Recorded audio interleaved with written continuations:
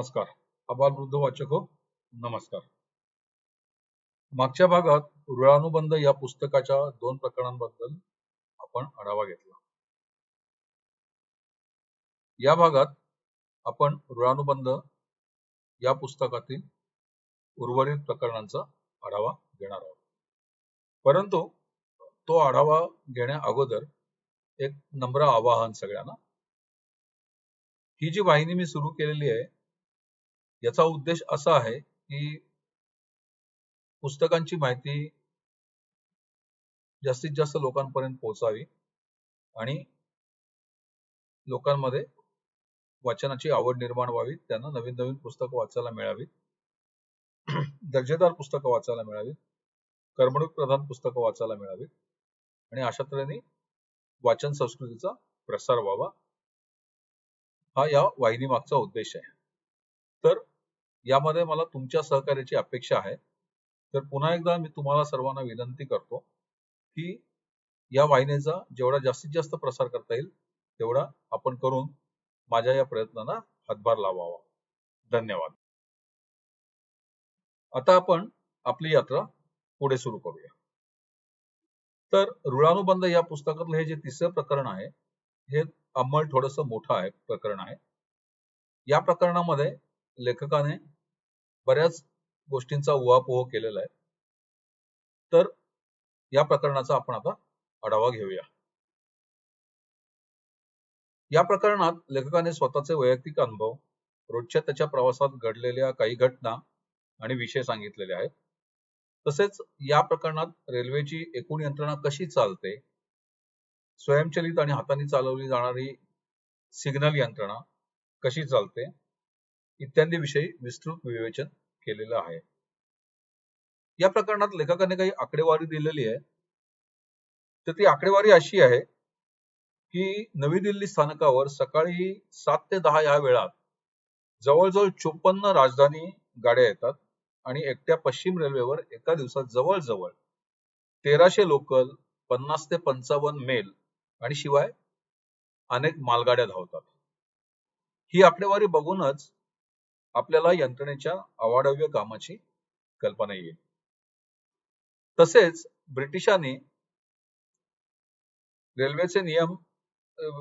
केलेले रेल्वेचे नियम सध्याच्या काळात पण कसे चपखल बसतात याचे पण विवेचन लेखकांनी केलेलं आहे. मालगाड्यांची वाहतूक ही एका स्वतंत्र यंत्रणेतर्फे केली जाते.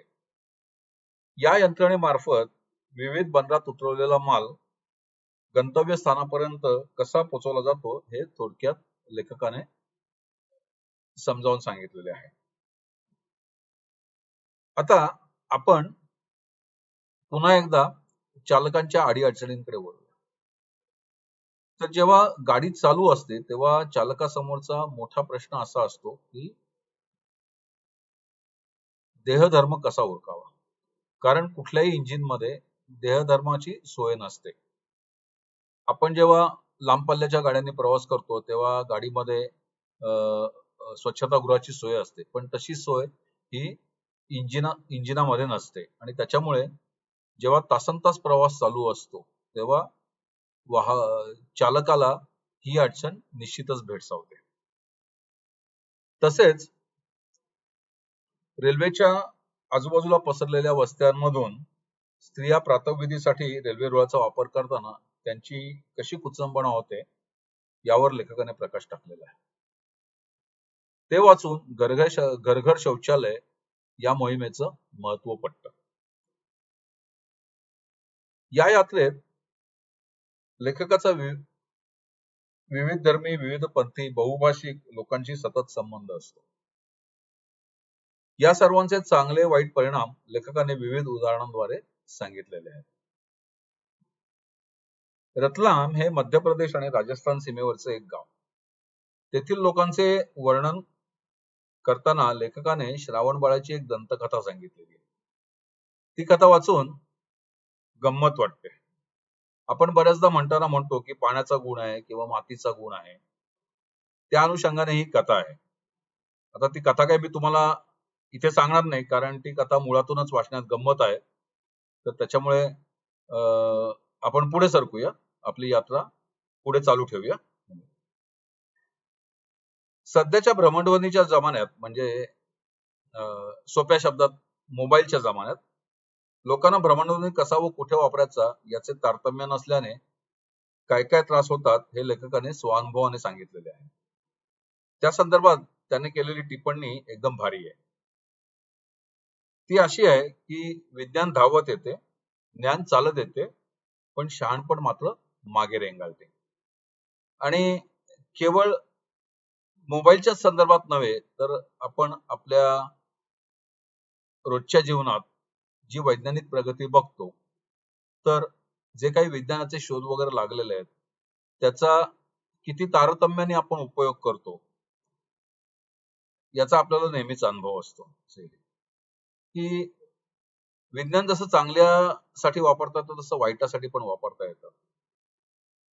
आणि जेव्हा आपण बघतो तर तेव्हा विज्ञानाचा जास्तीत जास्त दुरुपयोग केल्याचा आपल्याला आढळून येतं. सगळ्यात उत्तम उदाहरण म्हणजे अणुऊर्जा.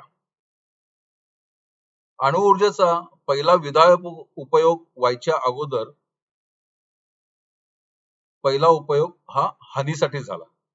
हिरोशिमा आणि नागासाकीवरचा अणुबॉम्बचा हल्ला माझ्या अंदाजे जोपर्यंत मानवजात पृथ्वीवर आहे तोपर्यंत कधी कोणी विसरू शकणार नाही. किंवा आता सुद्धा आपण बघतो की विविध शस्त्रास्त्रांची निर्मिती, त्याच्यात वापरलं गेलेलं विज्ञान, याचा उपयोग जेवढा जास्त आहे त्याच्यापेक्षा कितीतरी पटीने कमी उपयोग हा आपलं जीवन सुसह्य करण्यासाठी केला जातो. आणि ही आपल्या मानवी जीवनाची मोठी शोकांतिका आहे. आणि त्याच्यामुळे लेखकाने हे जे उच्चारलेलं वाक्य आहे, ओके, हे तंतोतंत पटतं.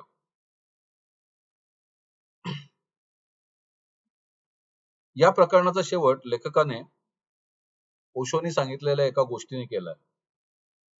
आता ती गोष्ट पण तुम्ही स्वतः अनुभवावी आणि त्यातून जो काही निष्कर्ष काढायचा तो काढावा, म्हणून हे मी तुमच्यावरच सोडतो. चौथे प्रकरण जे आहे ते रेल्वेतील गुन्हेगारी बद्दल आहे. रेल्वेमध्ये गुन्हेगारी ही विविध प्रकारे विविध क्लुप्त्या वापरून चालते. त्याच्यामध्ये भुरटे चोर असतात, सराईत चोर असतात. नंतर रेल्वेचा मोठ्या प्रमाणात उपयोग हा विविध गोष्टींची तस्करी करण्यासाठी पण केला जातो. याच्यामध्ये लेखकांनी एक अनुभव सांगितलेला आहे की दारूची तस्करी करण्यासाठी स्त्रियांचा उपयोग कसा केला जातो. तुम्हाला जर अमिताभ बच्चनचा मी नाव विसरलो, एक चित्रपट आठवत असेल तर त्याच्यामध्ये ती जी नायिका असते चित्रपटाची, ती दारूचा फुगा पोटाला बांधून स्वतः गरोदर असल्याप्रमाणे जाते आणि पोलिसांना चकवा देते. तर अशाच काहीशा प्रकारे रेल्वेमध्ये पण दारूची तस्करी केली जाते. नंतर हे गुन्हे घडताना हे गुन्हे कसे घडतात आणि गुन्हे करणारे जे लोक असतात त्यांची कुठलाही धोका पत्करायची तयारी असते. ते बेडर असतात. त्यांना मृत्यूची भीती नसते. म्हणजे गाडीवरून पळत पळत जाणं, चालत्या गाडीतून उडी मारणं किंवा चालती गाडी पकडणं इत्यादी बऱ्याच घटना लेखकाने स्वतः बघितलेल्या आहेत, त्यांचं निरीक्षण केलेलं आहे. तसंच स्वतःचे पण काही अनुभव त्यांनी कथन केलेले आहेत. कोळसा चोरी, चप्पल चोरी, संघटित दरोडे, फलाटावर घडणारे गुन्हे, प्रत्यक्ष गाडीत घडणारे गुन्हे, पत्त्यांच्या खेळातून चालणारी लूट, सहप्रवाशाला अंमली पदार्थ चारून त्यांची केलेली लूट, प्राण्यांची तस्करी, असे अनेक विविध गुन्ह्यांचे प्रकार लेखकाने नमूद केलेले आहेत. या संदर्भात लेखकाने असे म्हटलंय की बहुतेक लुटण्याचे गुन्हे आपल्या हलगर्जीपणामुळे होतात, आपल्या मोहामुळे घडतात. सदर प्रकरण वाचताना मला नाथमाधवांची सोनेरी टोळी ही कादंबरी आठवली. या कादंबरीमध्ये पण नाथमाधवांनी त्या कादंबरीच्या अनुषंगाने रेल्वेमध्ये सहप्रवाशांना फसवायचे, लुटण्याचे कसे प्रकार केले जातात किंवा काय कृत्य वापरले जातात याचं छान वर्णन केलेलं आहे.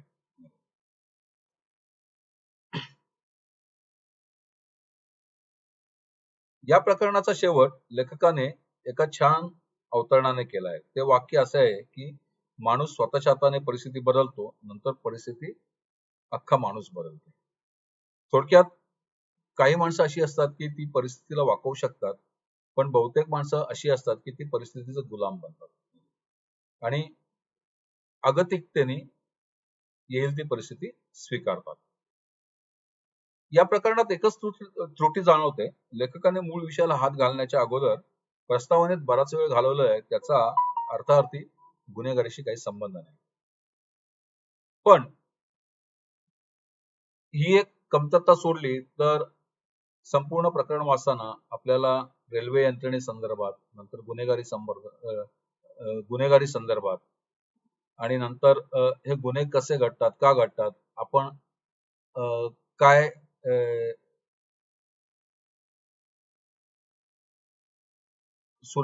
म्हणजे काय म्हणतात त्याला, काय काळजी घेतली पाहिजे, ओके, इत्यादी गोष्टी लेखकाने फार सोप्या शब्दात समजावून सांगितलेल्या आहे.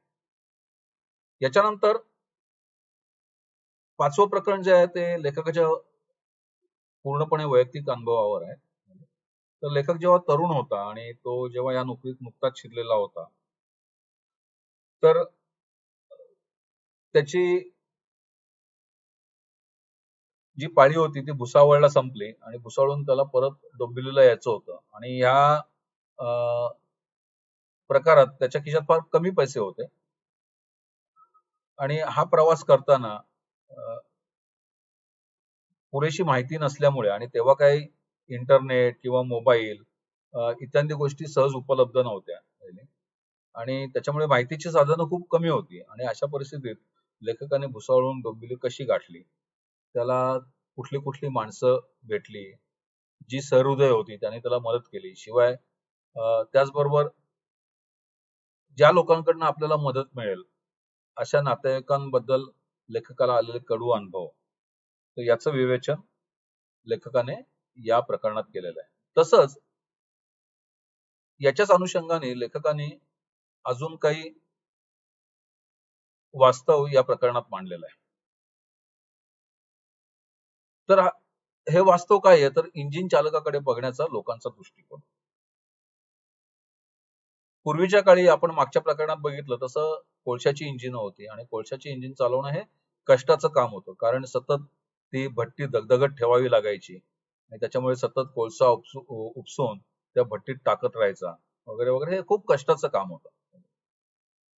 त्यामुळे बहुधा जो काही चालक वर्ग होता तो अशिक्षित मात्र कष्ट करणारा असा होता आणि त्याच्यामुळे या निरक्षर लोकांचा रेल्वेतले बाबू लोक कसा गैरफायदा घ्यायचे याचं वर्णन लेखकाने केलेलं आहे. तसंच या चालकांची जीवनशैली कशी होती, तर जसं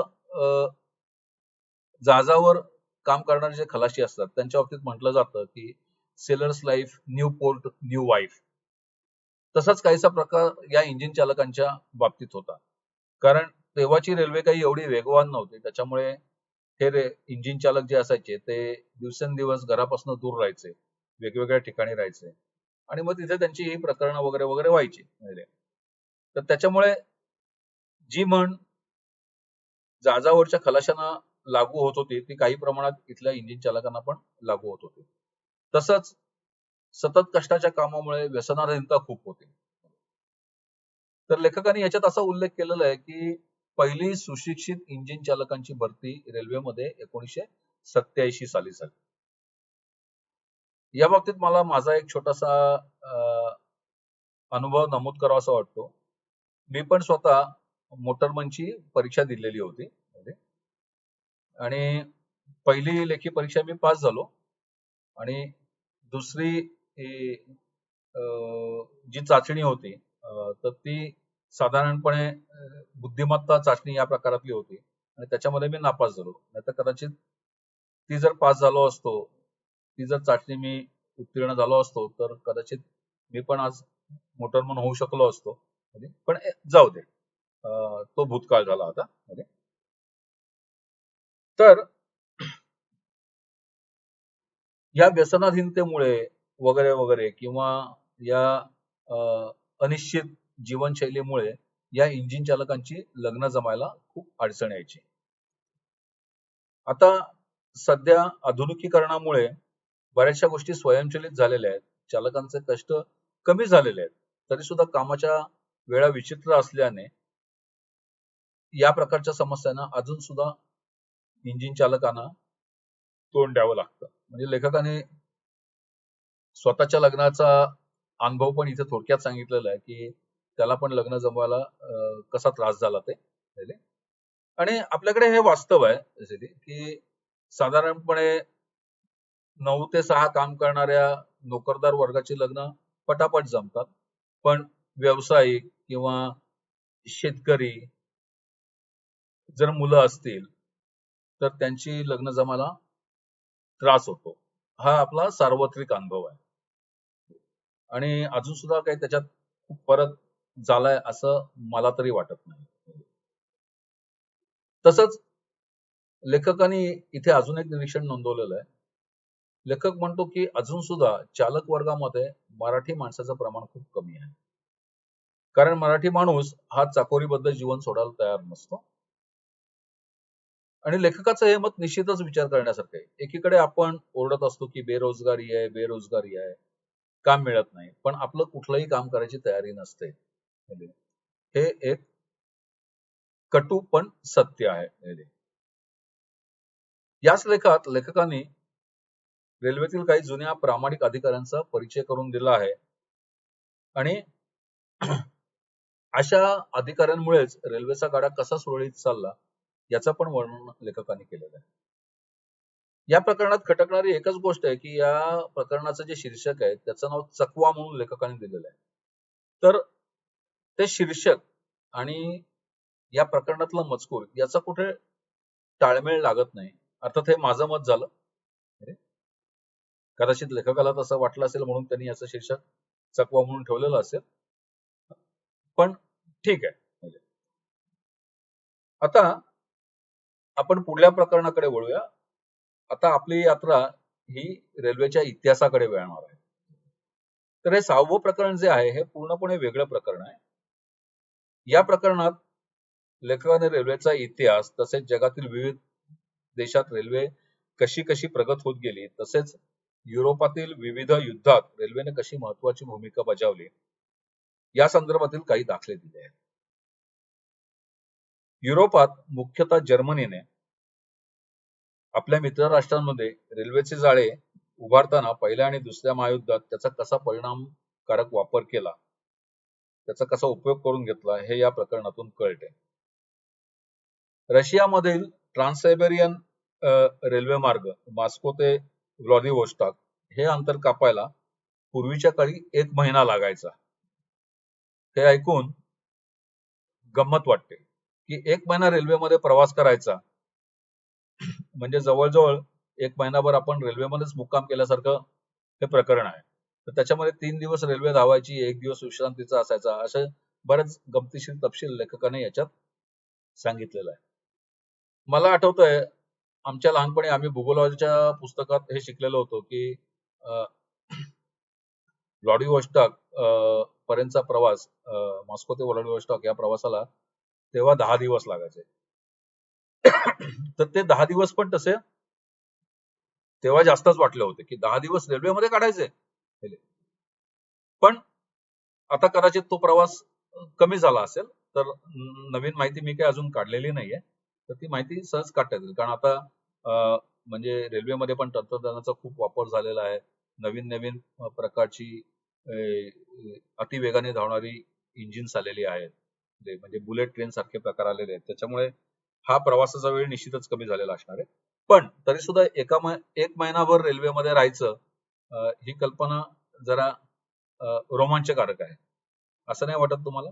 म्हणजे मला असं म्हणजे कल्पना करताना असं वाटतं की या रेल्वे प्रवासात किती प्रेम प्रकरणं घडली असतील, काय काय घडलं असेल की 1 महिना आपल्या सहप्रवाशांबरोबर राहायचं आणि मग त्याच्यामधनं बरंच काय काय घडू शकतं नाही का? म्हणजे याच्यावर कदाचित रशियन साहित्य आपण चाललं तर त्याच्यामध्ये बऱ्याच कथा कादंबऱ्या वगैरे आपल्याला मिळू शकतील. तर त्याचा शोध घ्यायला खरंच हरकत नाही. जाऊ दे, हे थोडं विषयांतर झालं. आता पुन्हा मी मूळ विषयाकडे वळतो. तसंच भारतामध्ये रेल्वेमुळे कसा विकास झाला याचं पण उत्तम उदाहरण लेखकाने दिलेलं आहे. तर जेव्हा भारतामध्ये रेल्वे सुरू झाली तर सुरुवातीला इंग्रजांना भारतामध्ये रेल्वे सुरू करण्याबद्दल इतका काही उत्साह नव्हता. पण नंतर काळाची गरज ओळखून त्यांच्या असं लक्षात आलं की जर भारतामध्ये वेगाने हालचाली करायच्या असतील, एका भागातून दुसऱ्या भागात पोहोचायचं असेल तर रेल्वेशिवाय दुसरा पर्याय नाही. कारण तेव्हा आपल्याला माहिती आहे की भारतामध्ये एवढे चांगले रस्ते वगैरे वगैरे हा प्रकार नव्हता. त्याच्यामुळे रेल्वेचं जाळं हे आपसूक विणलं गेलं. आणि याचा फायदा असा झाला की जिथे जिथे रेल्वे स्थानक उभी राहिली त्याच्या आजूबाजूने वस्त्या उभ्या राहिल्या. म्हणजे पूर्वी जसं आपण म्हणायचो की मानवी संस्कृतीचा विकास कसा झाला, तर जिथे जिथे पाण्याचे स्रोत होते, मुख्यतः नद्या, तर सर्व संस्कृतीचा जन्म हा नद्यांच्या काठाने झालेला आहे. त्याचप्रमाणे आपल्या इथे बरंच शहरीकरण हे रेल्वेच्या आजूबाजूला झाल्याचं आपल्याला दिसून येतं की बरीच जी आडगावं होती की दुर्लक्षित गावं होती, तर तिथे रेल्वे गेल्यामुळे त्यांचा कसा विकास झाला हे आपण एवढ्या वर्षात बघितलेलं आहे. तर लेखकाने याचं छान विवेचन या प्रकरणात केलेलं आहे. तर युद्धामध्ये रेल्वेचा वापर कसा केला जातो या संदर्भात लेखकाने खूप मनोरंजक असे दाखले दिलेले आहेत. तर याच्यावर बरेच चित्रपट पण बनलेले आहेत. तर पूर्वीच्या काळी युद्ध काळामध्ये आखीच्या आखी गाडी पळवण्याचे प्रकार पण व्हायचे आणि याच्यावर लेखकाने बस्टर कीटन या अभिनेत्याचा द जनरल या चित्रपटाचा संदर्भ दिलेला आहे. हे पुस्तक वाचल्यानंतर मी तो चित्रपट मुद्दामून बघितला. जसं आपल्याला चार्ली चॅप्लिन परिचित आहे की मूक चित्रपटांचा तो बादशाह होता, तसं हा बस्टर कीटन हा पण मूक चित्रपटात काम करणाराच एक कलाकार होता आणि त्याची शैली थोडीफार वेगळी होती. तो स्वतःच्या चेहऱ्यावरचे भाव न बदलता, म्हणजे त्याचा चेहरा मख्ख असायचा तरी पण तो लोकांना हसवायचा. तर हा द जनरल चित्रपट आहे, हा युट्यूबवर अवेलेबल आहे, म्हणजे उपलब्ध आहे. तर तुम्ही तो चित्रपट जरूर बघा. बघताना खूप धमाल येते, मजा येते. तसंच या संदर्भात मला आठवलेला अजून एक चित्रपट म्हणजे व्हॅन रॅन्स एक्सप्रेस, हा दुसऱ्या महायुद्धातला एक चित्रपट आहे. तर याच्यामध्ये कैद्यांना एका ठिकाणाहून दुसऱ्या ठिकाणी घेऊन जाणारी जी गाडी आहे ते कैदी कशी पळवतात आणि ती पळवून आपल्या इलाख्यात कसे येतात याचं उत्तम चित्रण, मुख्यतः यातला मधलं जे पाठलागाचं जे चित्रीकरण आहे ते अतिशय उत्कृष्ट आहे. म्हणजे अंगावर काटा येतो ते बघताना. तर हा पण चित्रपट जर तुम्हाला संधी मिळाली तर जरूर बघा. तर अशा तऱ्हेने या प्रकरणामध्ये लेखकांनी विविध देशातील रेल्वे, त्यांचा झालेला प्रसार, विकास याचा उल्लेख केलेला आहे. मात्र या प्रकरणामध्ये एक राहून गेलेली गोष्ट म्हणजे त्याचा लेखकांनी खूप जुजबी उल्लेख केलेला आहे. तर 1965च्या युद्धामध्ये आपल्या रेल्वेने खूप मोठी कामगिरी बजावलेली होती. तर त्याचा संदर्भ असा आहे, म्हणजे तो संदर्भ पुस्तकात आलेला नाहीये, तो मी तुमच्या माहितीसाठी म्हणून देतोय की 1965च्या युद्धात राजस्थान मधलं गडरा रोड हे आपल्या रेल्वेचं जे जाळं आहे, या रेल्वेच्या जाळ्यावरचं शेवटचं स्थान आहे. तर त्या सीमेवर लढणारे जे सैनिक होते तर त्यांना या रेल्वे स्थानकामार्फत रसद पुरवठा, दारुगोळा पुरवठा सगळा केला जायचा. तर पाकिस्तानी वायुदलाने हा आपला दुवा हेरून या रेल्वे लाईनवर बॉम्ब वर्षाव केला आणि याच्यामध्ये ही रेल्वे लाईन उद्ध्वस्त झाली. तर अशी परिस्थिती आली की आपल्या सैनिकांची रसद संपलेली होती, दारुगोळा संपत आलेला होता. अशा वेळेला रेल्वेचा जो जयपूर विभाग आहे त्या विभागाने रातोरात आपले कर्मचारी आणि रसद भरलेली गाडी पाठवून तो रेल्वे मार्ग दुरुस्त करून घेतला. आणि हे सर्व काम चालू असताना पाकिस्तानचे हल्ले चालूच होते पहिले. आपले सैनिक पण तेवढ्या सिरियसली त्यांना तोंड देत होते. परंतु या सर्व प्रकारात 17 रेल्वे कर्मचारी शहीद झाले. त्यांना वीरगती प्राप्त झाली. अर्थात ते लढाऊ सैनिक नव्हते, त्याच्यामुळे त्यांना सैन्याप्रमाणे मान सन्मान मिळाला नाही. म्हणजे ही एक खंत आहे. पण आता हा सर्व इतिहास पुन्हा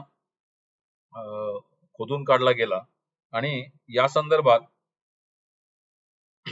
गद्रा इथे यांचं एक स्मारक उभारलं गेलेलं आहे. तर तुम्ही गुगलवर गद्रा रोड मेमोरियल असा शोध केल्यास तुम्हाला याच्याबद्दलची सविस्तर माहिती मिळू शकेल. या प्रकरणात एक छोटी चूक आहे की बोर युद्धामध्ये चर्चिल पत्रकार म्हणून सामील झाला होता. युद्ध काळात तो पकडला गेला. त्याने प्रिटोरियाच्या तुरुंगातून पलायन केलं. हा मूळचा इतिहास आहे. तर लेखकाने त्याला मालगाडीतून नेताना त्याने पलायन केलं असा उल्लेख केलेला आहे. बाकी हे प्रकरण ज्यांना इतिहासाची आवड आहे त्यांच्यासाठी हे वाचनीय प्रकरण आहे. 7व्या प्रकरणात चित्रपटातील रेल्वेच्या चित्रणाबद्दल लेखकाने मनोरंजक तपशील पुरवलेला आहे. हिंदी चित्रपटात रेल्वेच्या पार्श्वभूमीवर असंख्य सुंदर गाणी चित्रित केली गेलेली आहेत. तसेच विविध प्रसंगात विरहाचे किंवा मिलनाचे क्षण दाखवताना दिग्दर्शकाने रेल्वेचा सूचक वापर केलेला आहे. या सर्वाचा उत्तम आढावा लेखकाने या प्रकरणात घेतलेला आहे. तसेच 2 रुळांमध्ये पाय फसणे, 2 गाड्या एकमेकावर आदळणे किंवा अशा अनेक दृश्यांच्या अवास्तव चित्रणासंदर्भात लेखकाने आपलं प्रबोधन केलेलं आहे.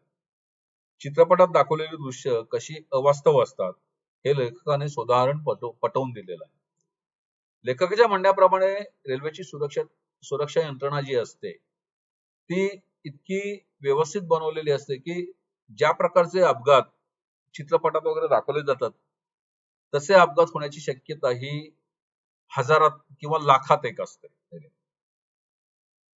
या प्रकरणात लेखकाने कुठल्या चित्रपटांचा उल्लेख केलेला आहे, कुठल्या गाण्यांचा उल्लेख केलेला आहे, नंतर कुठल्या मनाला भिडणाऱ्या दृश्यांचा उल्लेख केलेला आहे हे सांगून मी तुमचा आनंद हिरावून घेणार नाही. कारण तुम्ही जेव्हा स्वतः हे प्रकरण वाचाल तेव्हा तुम्ही त्या दृश्यांची, त्या गाण्यांची समरस व्हाल आणि तुम्हाला पुनर्प्रत्ययाचा आनंद घेता येईल. तुम्ही नॉस्टॅल्जिक व्हाल. तुम्ही भूतकाळात रमून जाल. भूतकाळातल्या आठवणीत, त्या चित्रपटांच्या आठवणीत रमून जाल. म्हणून मी मुद्दामून त्या चित्रपटांचा, त्या गाण्यांचा उल्लेख इथे टाळत आहे. शेवटचं 8वं प्रकरण हे जरा दुःखद प्रकरण आहे. या प्रकरणात रेल्वेमध्ये होणाऱ्या विविध अपघातांचे लेखकानं विश्लेषण केलेलं आहे.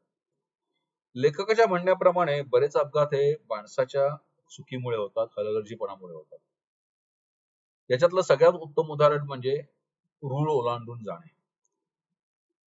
लेखकाने असे 1-2 चटका लावणारे प्रसंग याच्यामध्ये सांगितलेले आहेत की त्यांच्याबरोबर एक चालक होता आणि तो चालक त्याचं काम संपवून घरी निघालेला होता आणि घरी पटकन जाता यावं म्हणून रूळ ओलांडायच्या नादात त्याचा कसा मृत्यू झाला. म्हणजे या ज्या काही घटना आहेत या खरोखर म्हणजे मनाला चटका लावून जातात. नंतर दुसरं, सध्या मोबाईलचा जमाना आहे आणि मोबाईलवर बोलता बोलता लोकांना भान राहत नाही आणि त्याच्यामुळे कसे अपघात होतात हे पण लेखकाने सोदाहरण या प्रकरणात सांगितलेलं आहे. या सर्व अपघातात रेल्वेचा तसा विशेष दोष नसतो. तरी सुद्धा जेव्हा अपघात होतात तेव्हा म्हणजे चालकावर कधी कधी दुरावस्था प्रसंग ओढवतात. तर याच्यामध्ये हे प्रकरण वाचताना असं जाणवतं की नागरिक म्हणून आपली काय जबाबदारी आहे आणि हे अपघात आपण कसे टाळू शकतो. याच्यामध्ये लेखकाने एक छान उल्लेख केलाय की पूर्वी आपल्याला माहिती आहे, पूर्वी ठिकठिकाणी रेल्वे फाटकं होती. आता ही रेल्वे फाटकांची संख्या बरीचशी कमी झालेली आहे. म्हणजे आता काही निवडक रेल्वे फाटकं उरलेली आहेत. म्हणजे माझं लहानपण डोंबिवलीत गेलं. मला अजून पण आठवतं की दिव्याच्या दिशेने तिथे रेल्वे फाटक होतं आणि साधारणपणे एक गाडी गेली की मग ते रेल्वेची दोन्ही फाटकं उघडायची आणि मग पूर्वेकडील लोक पश्चिमेकडे जायचे, पश्चिमेकडली वाहनं पूर्वेकडे यायची आणि जेव्हा गाडी यायची वेळ येईल तेव्हा पुन्हा ती घंटी वाजायला लागायची आणि मग हळूहळू तो जो दांडा असायचा तो खालती यायचा. हे दृश्य माझ्या अजून डोळ्यासमोर तरळतं. आता तिथे मोठा पूल झालेला आहे, पादचारी पूल झालेला आहे, तो खूप विस्तृत आहे. तरी सुद्धा अजून आपण बघाल तर ठाकुर्लीच्या इथे अजून सुद्धा लोक रूळ ओलांडून जातात. किंवा डोंबिवलीला गणपती मंदिराच्या इथे तिथे पण एक पूल बांधलेला आहे खरा, पण तिथून सुद्धा लोक रूळ ओलांडून जातात. आणि असे प्रकार बऱ्याच ठिकाणी आपण बघतो की जिथे आपल्याला काय म्हणतात जवळची वाट दिसते तिथून आपण जायचा प्रयत्न करतो, पण ते किती घातक ठरू शकतं ओके हे या अपघातावरून आपल्याला कळून येतं. तर म्हणजे लेखकाने सगळ्यांना अशी विनंती केलेली आहे की या बाबतीत सर्वांनी प्रबोधन करावं, ओके, स्वयंशिस्त बाळगावी आणि या अपघातांचं प्रमाण शक्यतो टाळावं. नंतर दुसरा याच्यामधला महत्वाचा भाग आहे तो आत्महत्यांचा, की लोक आत्महत्या करतात म्हणजे गाडी समोर येतात वगैरे वगैरे आणि अचानक गाडी समोर आल्यावर आपण मागल्या प्रकरणात बघितलं की रेल्वेची जी गाडी असते ही आपल्या म्हणजे चारचाकी सारखी किंवा दुचाकी सारखी पटकन थांबवता येत नाही, कारण एवढे मोठे डबे मागे असतात. त्याच्यामुळे जरी समोर एखादा माणूस वगैरे आला तरी गाडी पटकन थांबवणं शक्य नसतं. त्याच्यामुळे हे अपघात टाळणे शक्य नसतं. त्याच्यामुळे काळजी घ्यायची ती आपणच घ्यायची असते. तर हे प्रकरण निश्चितच वाचा आणि त्याप्रमाणे स्वतःचं आणि इतरांचं पण प्रबोधन करा. तर इथे या आगळ्या वेगळ्या पुस्तकाची यात्रा आपण संपवत आहोत. सर्वांनी पुन्हा एकदा विनंती करतो की जरूर हे पुस्तक वाचा आणि आपला जो काही अभिप्राय असेल तो मला कळवा. धन्यवाद.